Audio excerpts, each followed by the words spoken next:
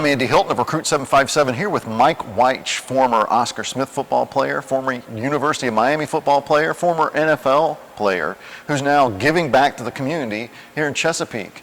Mike, it's great to see you. Great to see you.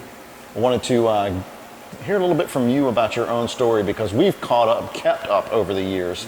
And I've seen you progress from being a student who had troubles academically to going to junior college to going to play in the ACC and then doing great things. And now you're a motivational speaker. You're doing good things, giving back to the kids. Tell me more about it. Well, we all know I grew up here in Chesapeake, homeless. Went through everything that you could ever imagine that a kid shouldn't go through. Eventually made it to Oscar Smith High School where I excelled in football. Excelled good too. First year there we won a state championship and won multiple championships.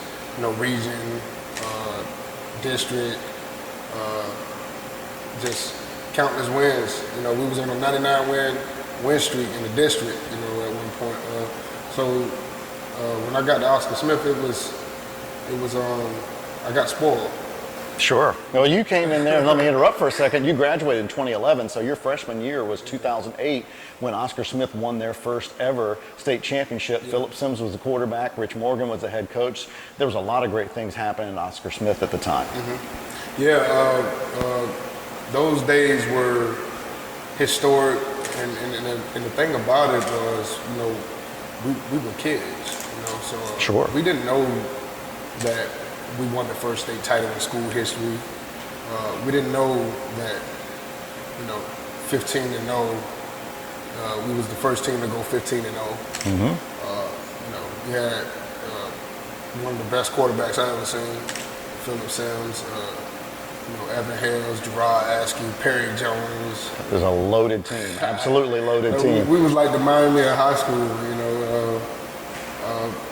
so those days were amazing, and not only that, but it also set us up for life after football, because along with when Coach Morgan was the coach, he also taught us about life, and that's why a lot of our guys whose football careers have ended they've been able to go out and get jobs and excel in the work world and stuff like that. So it was actually bigger than football.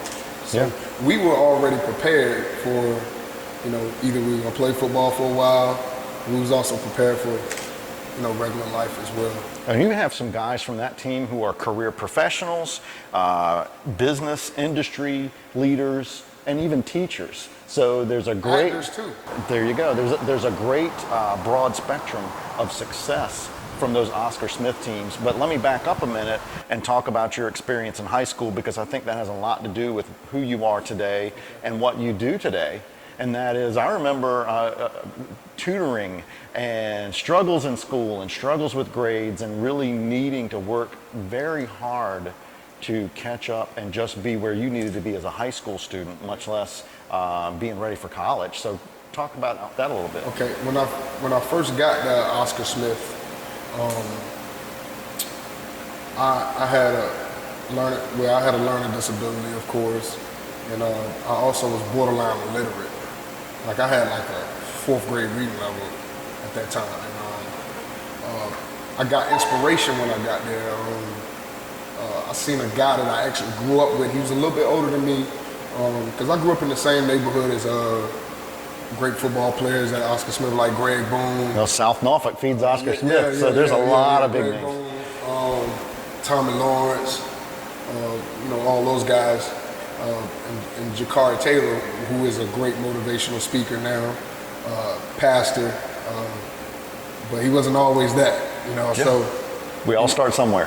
Yeah, he was a guy in the neighborhood that he was in the streets, like a lot of us was. And when I walked into Oscar Smith and I got assigned with my teachers and all of that, and I went up to the classroom and he's the TA in there. I didn't even know he was into education. So when I seen him, I automatically went back in the time, like, yo, this guy used to be out, like, now He came from where you came from in a lot of ways. He increased my vocabulary. I think he saw that I wasn't there, like academically and reading wise and all that. And he started teaching me. He would give me papers of words and things like that to help me out and to mold me. And like I said, my vocabulary increased to the point that I saw my grades started coming up. I saw improvement. I started making honor roll. Him and my teacher, Miss Noddy, teamed up and they really went to work on me. And I started making changes for the better. I was still in the street life a lot, along with playing football, because what little do people know was, you know how all these camps go on, and those camps cost. Yes, they do. A lot of things cost in football, and I didn't have nobody to support me on that. So the street life, getting money, was to sell drugs. So I was selling drugs and playing football at the same time, because that was the only way I could fund my football campaign. And that's certainly not something you'd recommend for anybody. No, absolutely not. At that time, I didn't know any better. But so when I, like I said, I got in there with JT, and he was just teaching me all this stuff, and I was just so admired by what he was doing. Like, I tried to copy what he was doing, just he was making rap, like rap songs, but it was teaching about education. Sure. And it sounded real street, so it caught my eye, so I love what JT's doing right now, man. He's really doing it, Well, and great leader in this world right now. Going again back to your experiences, because your experiences make you who you are. Mm-hmm. You managed to finish high school, which was, I'm sure, an achievement in your mind, but just because of where you came from and how hard you had to work to get there. But then you had to go to junior college, and as I recall, you went to California. Is that correct? I went to California with like $100. And so that's a whole nother experience that kids today, some of them will go through, and they've got to know that they can make it through it. Yeah, I went to California. Again, I found myself, I thought I was on scholarship. They didn't really explain everything to me when I got there. So I thought I was on scholarship, and the whole time, you got to pay for everything. You got to pay to eat, you got to pay to live, you got to pay for everything. Sure. So I go back to what I know. I got out there, I met some girls, and I said, who got the drugs, So I'm again playing football and selling drugs again. And you've been fortunate that these bad decisions haven't affected you in the ways that they affect a lot of people. You've been able to pull out of those things. And I guess you'd say, last chance you were at junior college before anything like that ever came on. How much of that is real life? How much of what you see or what people see on Last Chance U, how much of that is real? Yeah, it's real. It's real. And I mean, we were teamed up, and there was a lot of guys that I was with. They're in the NFL now. Guys like Kalen Clay, Thomas Street was in the NFL for a little bit, a bunch of guys. So we were living in a 2-bedroom. There was 11 people in there, 1 bathroom. We were all in there trying to make a dream become a reality, and that was to, one day go Division I and get into the NFL eventually. But that was your own housing you had to find on your own, correct? It's not like there's on-campus housing at a junior college in California. I mean, there could be, but where you were, you taking care of yourself. Right. And before I got there, I was sleeping in the locker room, until my coach found me an apartment. So that's how crazy it was out there. Like, if you can go through this, you can go through anything. And I felt like my whole life, even as a kid, with my father going to prison, leaving me at a young age. He's doing 40 years in prison. My mother, she was, battling with drugs and all of that. So I felt like I always had to go through something my whole life. So I was always equipped for whatever bad happens, Equipped to be a fighter. I can always get through adversity. I thrive through adversity, you know what I'm saying? So being in that house really molded me like, hey, we can get through anything. And I used to tell the guys, they would, because sometimes we was only eating rice and beans. Yeah. So we could get through anything because I wanted to save all my money. So I was with the rice and beans, you know. So after that we made it come true. Some of us we excelled on the field. Some of them, you know, ended up going in the workforce. But I ended up getting a full scholarship. Yeah, and I'll have to say that at like any other level, at any level, and this is life, not everybody makes it. Not everybody makes something of themselves. There's guys that fall by the wayside, but you didn't. No. You managed to play for a couple of years at junior college, get a lot of scholarship opportunities that you couldn't qualify for after high school or while in high school. Yeah. So now you qualified and you managed to go to the University of Miami, and if I recall correctly, the first African American player from the 757 to play for the University of Miami, to actually hit the field for the Hurricanes. Yeah. Talk about that. I see the smile on your face. That's a good thing. My friend and a coach ended up telling me that. I didn't know at the time, wasn't thinking about it. I was just thinking about, man, I'm from South Norfolk, and I'm here on the biggest stage about to play against Florida State in Dolphin Stadium, and I'm from South Norfolk.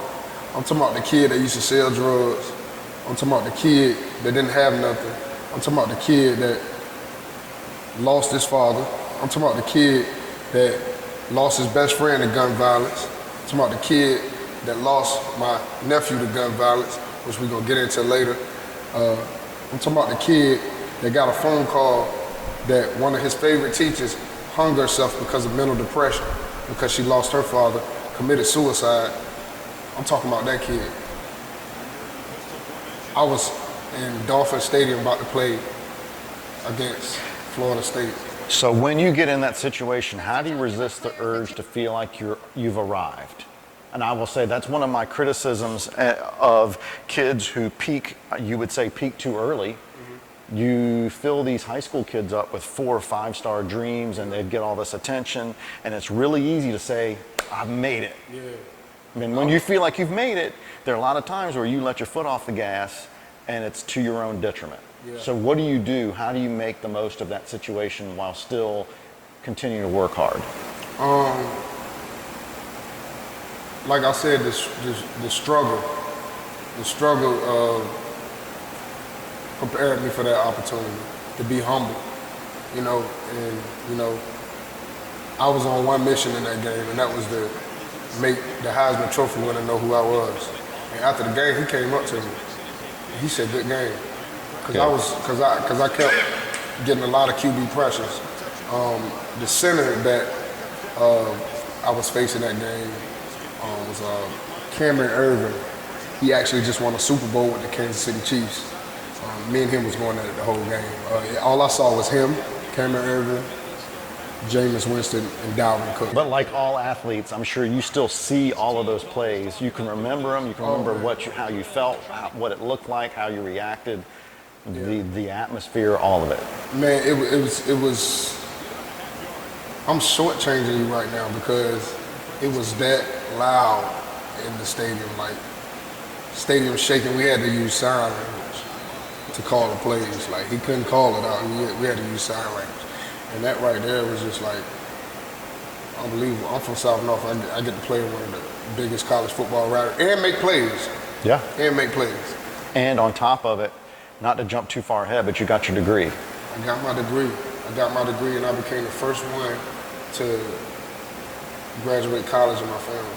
I became the first to go to college in my family. I became the first of my mother's kids to graduate high school and go to college. Yeah. Yeah. That's big. I was breaking generational curses and didn't even know it. So everybody, I would say pretty much every high school football player dreams of the NFL.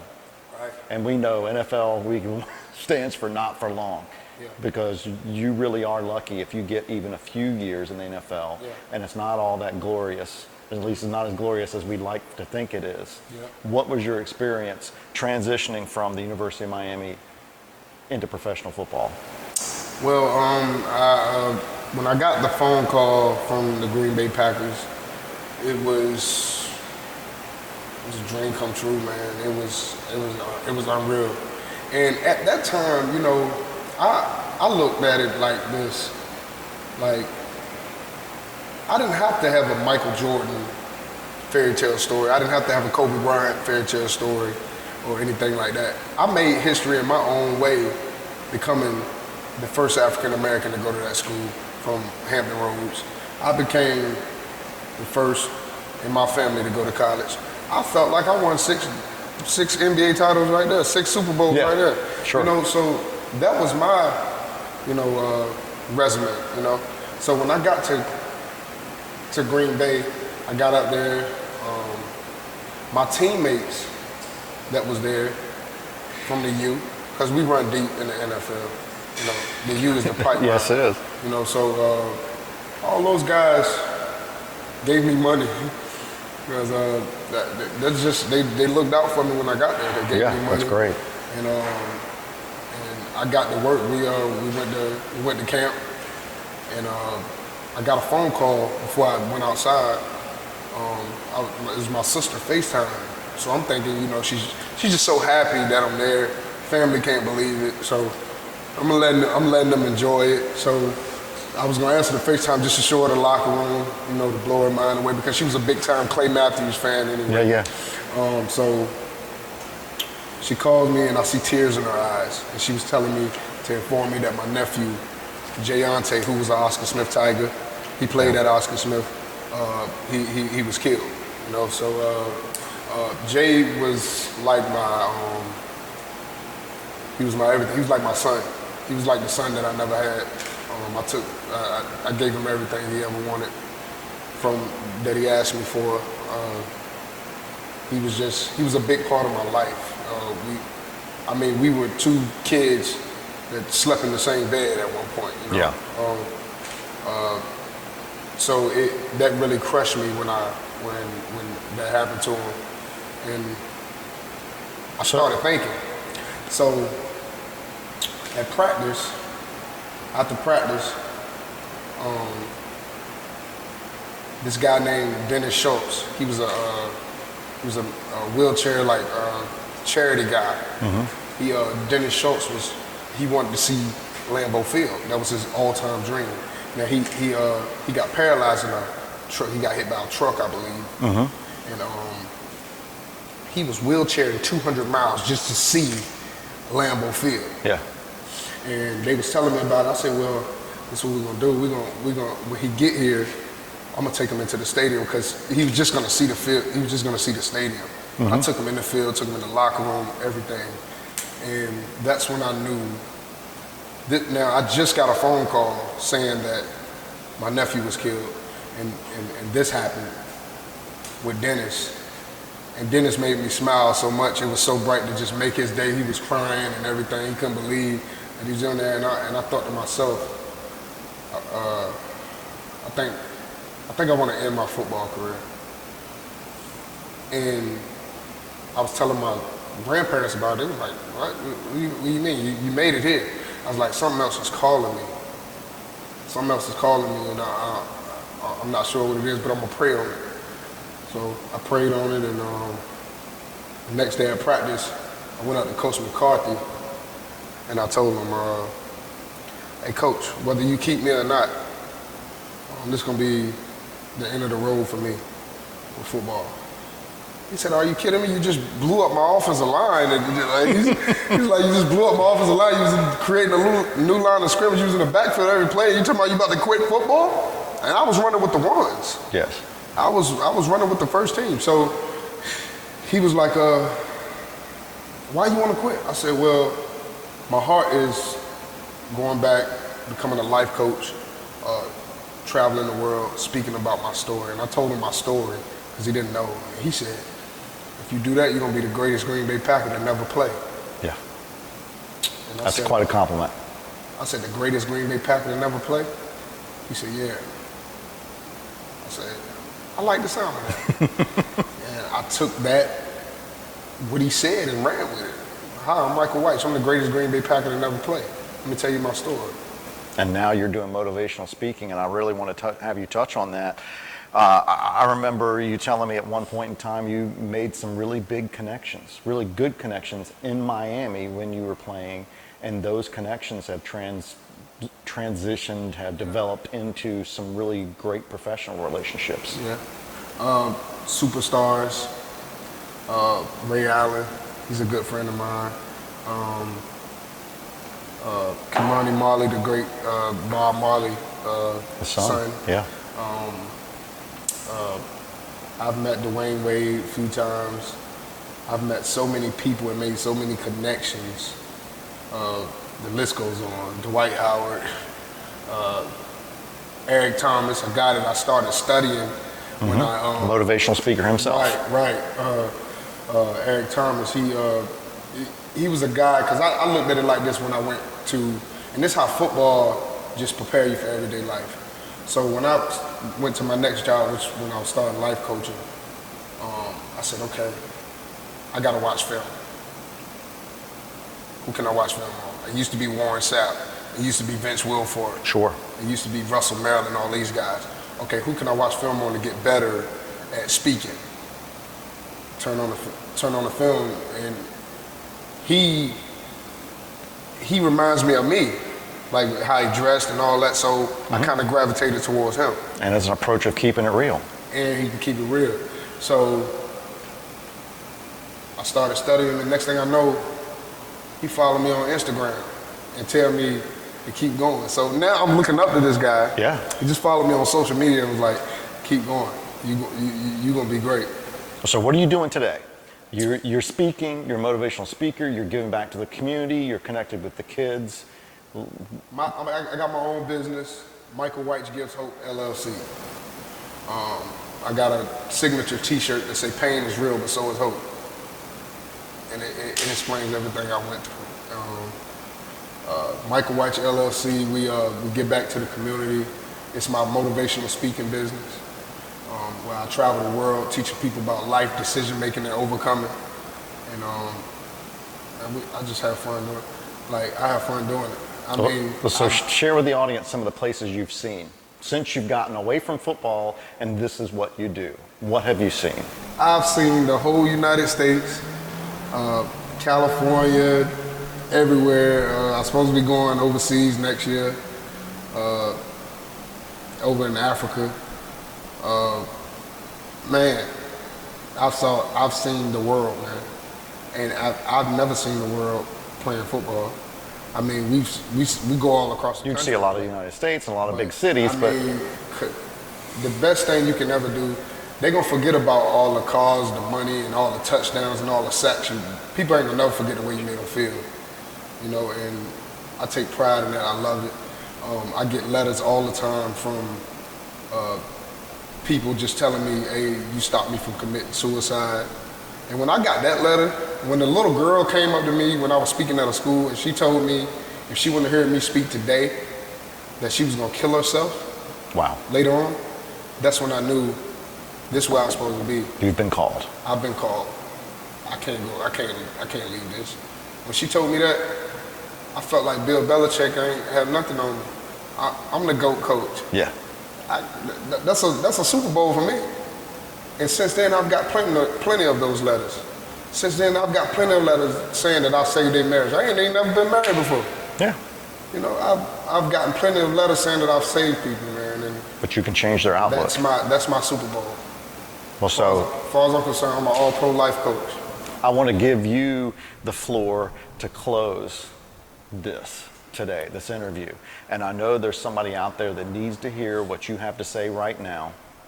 And I know that there are kids and adults who have watched this so far, and I hope that this has really resonated with the people who are watching this. Bring it home. Pain is real, but so is hope. No matter what you're going through, you might have lost your mom. Your father might be doing 40 years in prison. You might feel like giving up in life. You might feel like committing suicide. But just know pain is real, but so is hope. I'm here to help. Stay focused, stay motivated, and never fold under mental pressure. Always keep going. We get better under mental pressure. Yes, Lord. Amen.